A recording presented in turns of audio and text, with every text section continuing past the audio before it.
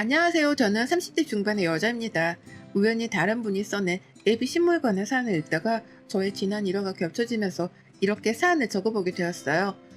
불과 몇 달 전 일인데도 여전히 어제 일어난 것만 같이 껄끄러운 기분이 드는 경험이랍니다. 사연을 적어보다 울컥하는 마음에 화를 낼지도 모르는데 구독자분들께서 너그럽게 봐주시면 감사하겠습니다. 저는 결혼하고 싶던 평범한 여자였어요. 부모님께서 서로 사이가 좋게 오랜 시간 행복히 살아오셨고 자식 낳아 키우며 이성적이다 싶을 만한 결혼 생활을 해오셨기 때문에 저도 당연스레 결혼을 해야 하는 것이라고 생각했었어요. 일도 놓치고 싶지 않지만 결혼도 놓치고 싶지 않았달까요? 하지만 생각보다 결혼이 원하는 타이밍에 가기 힘든 거더라고요. 하고 싶었지만 남자친구와 타이밍이 안 맞아 그 길로 이별을 하게 된 적도 있었고 어쩔 땐 제 일이 너무 바쁘고 신경 쓸 것이 많아 결혼 생각이 들지 않은 적도 있었죠. 왔다 갔다 하는 타이밍 속에서 막연한 결혼을 꿈꾸던 중 전 남친을 만나게 되었답니다. 소개팅으로요. 그간에 많은 연애를 해본 건 아니었지만 그래도 고등학교 때 풋풋했던 첫사랑을 시작으로 여러 번의 연애 경험이 있었고요. 그렇게 서로 다른 남자들을 만나오면서 30 중반이 되고 나니 나름 나에게 잘 맞고 좋은 남자가 누구인지에 대해서 판가름을 할 수 있는 정도는 되었던 것 같습니다. 결혼을 하기로 약속했던 전 남친도 딱 그렇게 제 촉이 좋은 사람이었죠. 그래서 더 늦기 전에 얼른 시집을 가야겠다고 마음을 쉽게 먹을 수 있었고요. 전 남친은 저랑 비슷한 계열에서 근무를 하는 비슷한 월급쟁이 직장인이었고요. 근무하는 회사 위치도 비슷해서 연애 처음 3개월 동안은 점심시간에 만나 점심 데이트도 즐거웠습니다. 퇴근하면 같이 중간 지점에서 만나 중간 어딘가에서 데이트를 하다가 집으로 돌아가기도 했고 하여간 가까이에서 일을 하다 보니 만나기는 수월했어요. 처음부터 먼저 결혼 얘기를 꺼내면 부담스러워할까 싶어서 저 혼자 애를 태웠는데 다행히 나이대가 비슷해서 그런지 전 남친도 결혼하고 싶어 했고요. 그러다 보니 이렇게 만나서 데이트를 쪼개 하느니 차라리 얼른 결혼해서 살림을 합쳐보자는 쪽으로 방향을 가다듬게 되었답니다.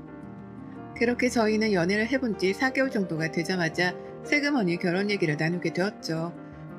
말 그대로 홍길도 꽉 찼었고 각자 일을 하며 직장에서 인정받고 살았기 때문에 경제적인 어려움도 없는 상황이었어요. 연애 당시에는 서로의 부모님에 대해서 깊숙이 얘기를 나눌 일이 없어서 잘 몰랐지만 결혼 얘기를 꺼내면서 대화를 나누다 보니 각자의 부모님들도 노후 준비는 잘 해놓으셨더라고요. 저희 부모님께서는 아빠가 여전히 직장을 다니고 계셨고 엄마는 자영업을 하고 계셨기 때문에 여전히 벌이가 있으셨답니다.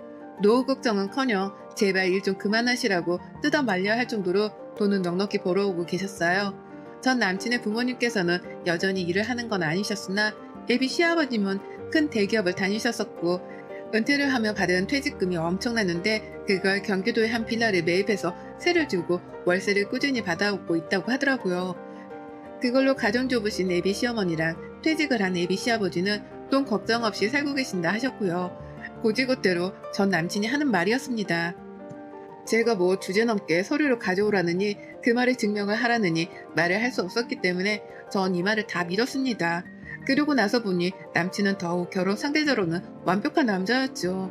요즘 세상의 젊은 사람들이 결혼해서도 자기 밥벌이하고 집 사는 것도 힘들어 죽겠어 하는데 시부모 뒷바라지까지 해줘야 하는 건 가혹한 처사였으니까요. 그래서 전 경제적 어려움도 없을 거라 생각되던 전 남친과 함께 적극적으로 결혼을 밀어붙이면서 예비 시부모님께 인사를 드리러 갔어요. 꼭 밖에서 만나자고 하시길래 식당 하나를 잡았고 거기서 밥을 먹으며 인사를 나눴는데요. 별말은 안 하셨고 기본적인 것들만 물어보시며 니들이 결혼하는 건데 라고 하시더라고요. 독립된 자녀가 결혼하는 거니 당신들은 그냥 도울 거 있으면 돕기만 하겠다는 의사를 몇 번이고 필요하셨답니다. 그러니 저로서는 뭐 이런 100점짜리 시부모님이 다 있으신가 싶어 땡잡았다 싶었죠. 이거 해달라 저거 해달라는 사람들이 넘쳐난다는데 제 예비 시부모님께서는 전혀 그러질 않으셨으니까요.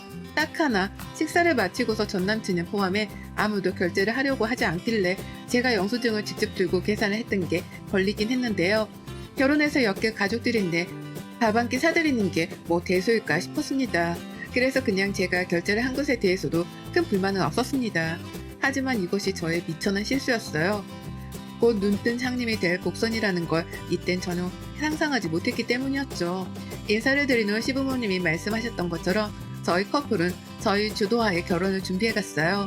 우리가 결혼하는 거니까 알아서 내버려 두겠다 하신 시부모님의 말씀대로 저희는 정말 저희가 원하는 대로 일단 결혼 준비를 했습니다. 둘이서 모아놓은 통장부터 깎고 거기서 쓰기가 용이한 한도에 맞게 식장도 알아보고 스드메 예약 등 모든 걸 차질 없이 진행해 갔어요. 제 성격 자체가 워낙 작은 거 하나도 허투루 놓치지 않고 챙겨야 하는 타입이었기 때문에 내 결혼식인 만큼 모든 걸 완벽하게 진행해 보고자 했죠. 그게 설령 잘못된 방향으로 가고 있었다고 할지라도 당시에 결혼을 한다는 것만으로 너무 꿈에 부풀어 있었기 때문에 잘 알아차리지 못했답니다. 그리고는 정말 순식간에 결혼 준비를 마쳤어요. 중간에 결혼 날짜는 저희 집에서 정해와서 그걸로 양가가 합의해서 결정했고요. 제가 그리 결혼을 늦게 하는 것도 아니었지만 일단 정년기이기도 했고 주변의 제 모든 친구들은 이미 결혼을 했었거든요. 이게 참 주변 환경이 이렇다 보니 나도 빨리 하고 싶다는 생각이 더욱 강하게 들기도 했습니다. 그래서 결혼식 날짜도 식장이 비어있는 가장 빠른 날을 발견하자마자 저희 부모님과 상의해서 바로 결정을 내렸고요. 그렇게 저는 코앞에 결혼 날짜를 두고 혼자 다이어트도 하고 피부 관리도 하며 나름 신부 관리를 받고 살았어요. 그게 재미이기도 했고요. 근데 애비 시어머니가 그쯤부터 연락이 오더라고요. 결혼 날짜도 다 잡고 스드메 예약도 다 해놔서 이제는 정말 날짜만 닥치면 식을 올리게 되던 그 시기에 말입니다. 처음엔 아주 단순한 안부 인사였어요. 애비 며느리야 잘 지내니? 라고 하면서요. 먼저 연락을 해주신 애비 시어머니의 문자에 너무 죄송스럽더라고요. 제가 먼저 인사를 못 드린 것에 대해서 말이죠. 그래서 연락도 정말 열심히 받았고 먼저 문자 주셔서 감사하다며 제가 막 다음 약속도 잡았습니다. 밖에서 밥도 먹고 차도 마시고 쇼핑도 가자며 어머님의 인사 문자에 격하게 반겨가며 약속을 잡았어요. 애비 며느리라고 불러주시는 것도 감사했고 차츰 수진아 이렇게 불러도 됐지? 라고 하면서 이름을 불러주시겠다고 하는 것도 감사했죠.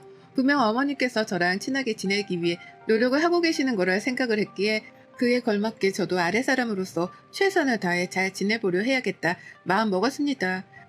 그래서 어머님이 차츰 더 친근하게 저를 부르시고 차츰 더 작게 저를 찾더라도 그게 다 저랑 결혼 전에 친해지려고 하는 어머님의 귀여운 노력인 줄 알았네요.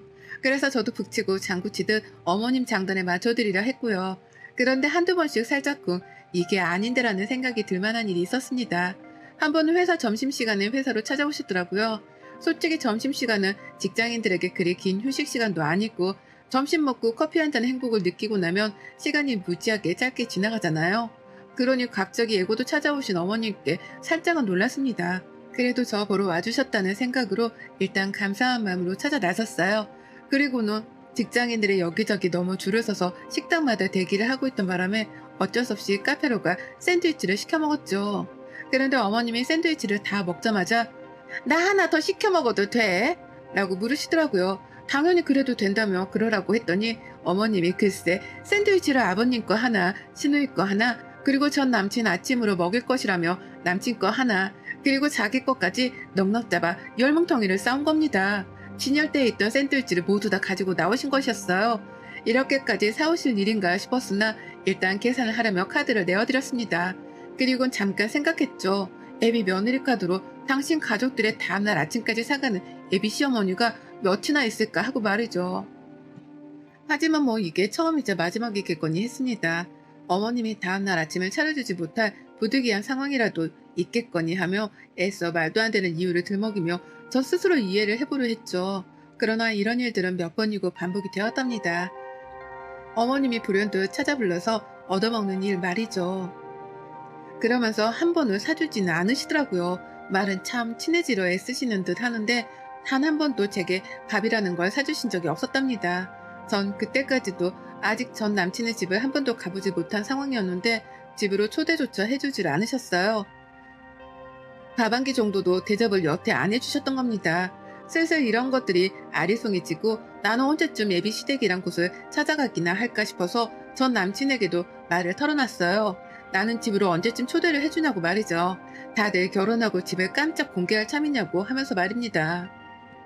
하지만 남친도 웃기만 할 뿐 당장 약속을 잡잔 말은 하질 않았고 그쯤 시어머니 태도도 더욱 이상해졌어요. 제가 너무 편해지셨던 겁니다. 결혼을 정말 코앞에 둔 상황이었는데 어머님이 슬슬 본색을 드러내기 시작하셨죠.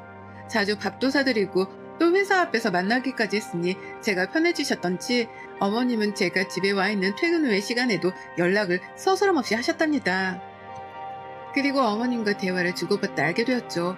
애비 시어머니가 내가 생각했던 것보다 개방적이지도 않고 또 친절하지만 또 않다는 걸 말이죠. 한두 번씩 집안일에 대해 잔소리 비슷한 훈계를 하시더라고요. 내가 결혼을 오래 해봤잖아. 여자가 성질을 죽이고 사는 게 최고야. 집에 와서도 바깥 일한다고 큰소리 내지 말고 남편 기 살려주면서 늘 떠받들어주는 걸 본보기로 삼아야 집이 잘 굴러가는 거지. 라는 말로 제게 성질을 죽이고 살란 소리를 돌려가게 하듯 말씀을 하시더라니까요. 바깥 일을 한다고 큰소리 내지 말란 소리는 맞벌이를 한다고 해서 배우자랑 대등하다고 생각을 하지 말란 소리와 다를 게 없었고요. 뭐 이런 구닥다리 같은 소리를 당당하게 하시나 싶어 처음엔 놀랐습니다. 내가 생각하던 그 착하고 친절하신 애비 시어머님이 맞나 싶어 말이죠. 하지만 어머니의 뻔뻔한 잔소리는 멈추질 않았어요. 맞벌이를 하되 큰 소리는 내지 말고 살라 하면서 어디 돈 나갈 일이 있으면 저부터 찾기 시작한 거죠.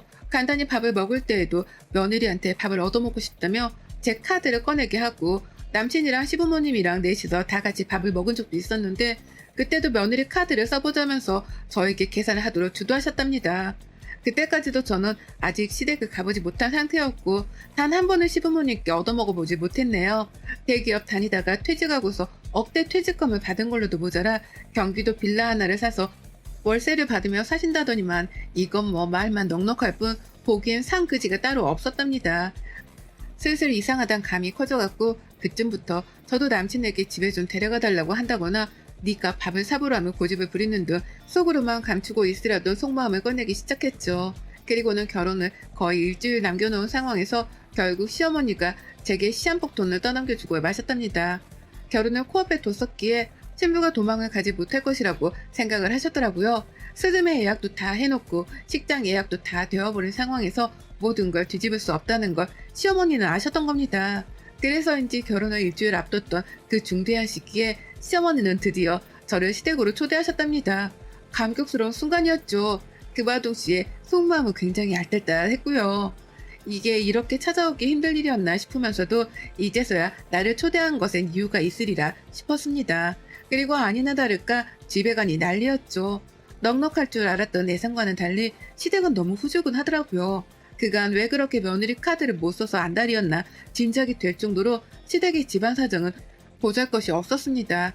아주 평범하지만 허름하다면 허름하다고 할 수 있는 오래된 빌라의 2층 집이었던 시댁은 안에 들어가 보니 26평 조금 넘을 것만 같은 작디 작은 집이었고요. 이상하다 싶어서 남친을 쳐다보니 남친은 자기 집안에서 제 시선을 자꾸만 회피하더라고요.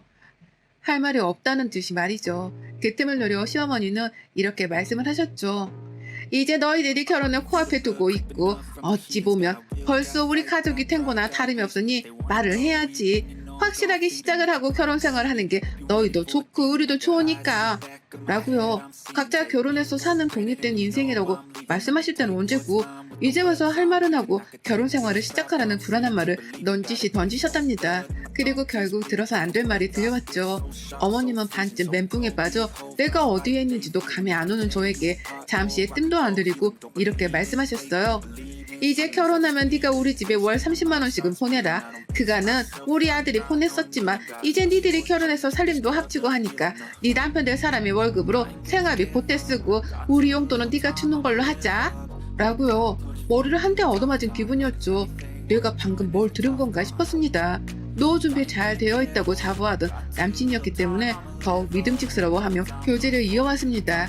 제가 돈을 밝히는 사람은 아니어도 결혼하면 시부모 될 사람의 노후 준비 상태는 중요한 조건이었기 때문에 분명 신경을 크게 쓰고 있었어요. 근데 이제 와서 남친이 했던 말과는 다르게 저보고 대표로 시부모님께 용돈까지 달라고 하는 거예요. 그것도 월 30만 원을요. 저희 부모님한테도 어쩌다 한 번씩 용돈을 드리는 저인데 다달이 30만 원? 지나가는 개가 웃을 소리였습니다. 근데요 저희 어머님은 거기에 한 방울 더 때리시더라고요. 용돈을 주러 한 달에 한 번씩은 꼭 30만 원이 는 현금을 들고 집으로 인사를 하러 오라는 겁니다. 안부 인사요. 그 인사를 전화로만 해도 벌써 피곤해지려고 하는데 돈까지 쥐어들고서는 조선시대의 문안 인사하러 뺑뺑이 돌리는 것 마냥 집으로 찾아오라는 거예요. 어안이 봉봉해서 남친을 쳐다봤지만 남친은 제 시선을 처음부터 회피했습니다. 그리고는 잠깐 제가 화장실에 간다고 자리에서 일어났다가 돌아올 때 화장실 앞에 기다리고 있다가 저를 부르더라고요. 코딱지만한 집안에서 거실에 있는 사람들이 다 듣고 있을 텐데 뭐 대단한 저를 챙기는 것처럼 말하면서 잠깐 바람 좀 쐴까? 라고요. 그렇게 저는 남친을 따라 집 밖을 나갔고 혹시나 싶어서 나가며 핸드백을 챙겼습니다. 시어머니가 가려고? 라고 물어보시며 아직 얘기 안 끝났으니 가방을 놓고 가라 하셨거든요. 근데 저는 그 자리에서 단박에 시어머니 말이 끝나자마자 대답했어요. 남친 말하는 거 봐서 갈지 말지 결정하려고요. 라고요. 그리고는 보란듯이 제 핸드백을 챙겨 집을 나가버렸죠. 시부모님께 인사도 없이 말입니다. 이미 마음속으로는 남친이 뭔 말을 하던 말던 바로 집에 가겠다고 마음을 먹은 후였고요. 일단은 남친이 뭐라 반론하며 자기 부모를 욕할지 아니면 편들지 지켜봤는데요. 세상에 이놈의 자식이 글쎄 저한테 아주 대단한 거짓말을 치면서 결혼까지 끌어들이려 했더라고요. 노후 준비가 안 되신 것 같다고 왜 용돈이 30만 원씩이나 필요하신 거냐면서 따지고 물으니 남친이 대답을 했습니다. 이제 다니는 직장도 없으시고 라고 말이죠. 그래서 제가 월세를 받는 그 빌라는 있지 않느냐며 더욱 거세게 따졌어요. 그러자 남친은 전에 한 적이 없는 말로 저를 놀래키더라고요. 아니 그건 세입자가 들어봐야 월세를 받는 거고 라고요. 이런 제 얘기. 그러니까 남친 말은 이거였습니다. 빌라를 사긴 샀으나 빌라 하나를 통째로 산 게 아니라 그냥 경기도에 있는 원룸 같은 집을 샀던 것에 불과했던 거였고요. 그걸로 월세를 받아봤자 꼴랑 몇십만 원인데 그것마저도 세입자가 안 들어와서 지금은 텅텅 비어있다더군요. 그러니까 결국 월세를 주는 세입자 따위는 애초에 없었던 겁니다. 말 그대로 무직이었던 거예요. 무직, 노후 대비도 안 되어 있고 있는 원룸 월세마저도 세입자가 없어 돈을 못 벌고 있는 실정이었던 거죠. 그런데 저한테는 무슨 대단한 빌라를 통으로 월세를 주고 돈을 버는 취급을 하면서 떵떵거렸던 겁니다. 그래놓고서는 이 위험천 많은 집안으로 시집을 오게까지 하려고 한 거였고요. 그것만으로도 배신감에 치가 떨리는데 시어머니가 다달이 인사를 와서는 용돈까지 쥐어달라고 하는 말에 아무런 화를 내지 않았다는 것은 더욱 절 실망케 했답니다. 내 편도 아닌 놈인데 잘난 것도 없는 놈이니 더더욱 결혼할 이유는 없다 싶었죠. 저는 남친의 말을 싹 다 무시한 채 대꾸 한마디 안 한 채 이놈을 위아래로 쳐다보다 택시를 잡고 집에 왔어요. 말도 섞고 싶지 않아서 따라오려고 하는 남친을 멈춘 채 상종하기도 싫으니까 더 따라오지 마. 나는 막말을 퍼부었죠. 그리고 결혼식 바로 전날 저는 변호사를 선임한 채 파혼 통보를 했습니다. 동시에 결혼식 준비를 하며 지불한 예약금을 물어내라고 고소장까지 날려버렸고요. 저한테 노후 준비가 잘 되어 있다고 거짓말을 한 것, 그리고 그간 막무가내로 회사에 찾아와서는 점심값으로 지불하게 한 사소한 금액들까지 싹 다 내용 증명을 보내어 갚아내라고 통보를 했답니다. 이런 집안인 줄 알았으면 애초부터 결혼 따위를 할 마음을 먹지 않았을 거라며 남친에겐 다시 엮이지 말자 욕도 한 바가지 퍼부었네요. 우리 둘을 소개시켜준 사람이 남친네 회사를 다니는 제 대학 선배였는데 싹 다 꼰질러 버리기 전에 물어낼 돈만 물어내고 끝내자고 통보를 하니 남친은 회사라도 다니며 밥벌이를 해야 한다 싶었던지 고소장이 제대로 접수되기 전에 모든 결혼 비용, 예약금을 제게 토해냈답니다. 그리고 마지막 말로 나 진짜 쪽팔린다 라고 하더라고요. 청첩장도 다 돌리고 결혼한다 떵떵거려놨는데 이제 와서 파혼당하고 돈 물어내고 직장 때문에 파혼당하며 찍소리도 못 내고 자기 처지가 비참하고 쪽팔린다며 제 앞에서 흐느껴 울더라고요. 우리가 왜 이렇게 되었냐며 이제 와서 청승 떨듯이 절 붙잡으려 하는데 저는 바보가 아니었어요. 이런 놈한테 시집을 가게 되면 내 앞으로의 인생이 구질구질한 구렁이에 빠질 게 뻔하다는 걸 너무나 잘 알고 있었답니다. 그래서 전 남친이 눈물을 보이던 그걸 흘리던 아무런 반응을 보이지 않은 채 이놈의 눈깔만 노려봤답니다. 그리곤 다른 여자한테 더 피해주지 말고 제발 혼자 살아 평생. 라는 덕담을 남긴 채 헤어졌죠. 그게 제가 본 전 남친의 마지막 모습이었답니다. 애비 시부모님 연락처는 그 집에 갔다가 나온 당일날 바로 차단을 했고요. 애비 시모는 굴러들어올 뻔한 돌을 빼낸 게 마음 아팠던지 그 두 번을 제 회사까지 찾아왔는데 그때 제가 전 남친한테 발악을 하며 꼰지르니 남친이 허겁지겁 달려와 자기 엄마를 데리고 도망쳤답니다. 제가 그랬거든요. 니네 회사에 니네 집안 궁상인 거 싹 다 터뜨리고 파혼 책임 묻기 전에 니네 엄마 데리고 꺼져 라고 말이죠. 그렇게 저는 결혼을 하루 앞둔 전날 남친과 파혼을 했어요. 그리고 다시 서른 중반이 지금 싱글이 되었답니다. 결혼을 할 사람은 단박에 파악도 하고 잘 선택할 거라 자신 있어 하던 저였는데요. 이번 경험을 통해서 다시금 깨우쳤네요. 결혼이란 것만큼은 정말 신중하고 또 신중해야 한다는 걸 말이죠. 그래서 전 아무래도 당분간은 혼자인 솔로를 즐기면서 다가온 지금의 정적을 조금이라도 더 즐겨보려 합니다. 마음 가다듬고 언젠가 다시 찾아올 좋은 사람을 만나길 기다리며 만족하려 살려고 노력 중이네요. 속으로 끙끙거리며 품고 있던 저만의 사연이었는데 이렇게라도 사연 속에 털어놓고 나니 속이 시원합니다. 예비 신부님들 부디 저 같은 꼴 당하지 말고 신중하고 또 신중하세요. 결혼은 코앞에 두고도 예비 시댁을 한 번도 못 가봤다면 지금이라도 당장 정신 차리시고 집안으로 쳐들어가 보시길 추천드립니다. 여러분의 생각은 댓글로 남겨주세요. 오늘도 시청해주셔서 정말 감사합니다.